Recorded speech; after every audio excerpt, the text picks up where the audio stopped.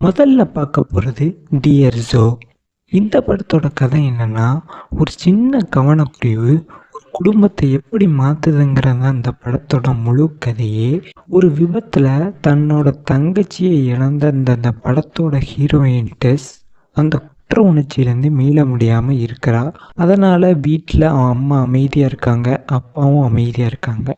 இதனால் வீட்டை விட்டு வெளியேறி பல வருஷமா பார்க்காத தன்னோட சொந்த அப்பா வீட்டுக்கு போறா. அங்க அவளுக்கு கிடைக்கிற புதிய ஃப்ரெண்ட்ஸ், ரிலேஷன்ஷிப் இவளை எப்படி மாத்துது, அவள் அந்த குற்ற உணர்ச்சியிலேருந்து எப்படி மீண்டு வந்தா அப்படிங்கிறத ரொம்ப அழகா சொல்லியிருப்பாங்க.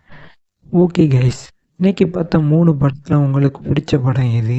ஏற்கனவே இந்த படத்தில் ஏதாவது ஒன்று நீங்கள் பார்த்துருக்கீங்களா? கமெண்டில் சொல்லுங்கள். அடுத்த வீடியோவில் பார்க்கலாம். Bye guys.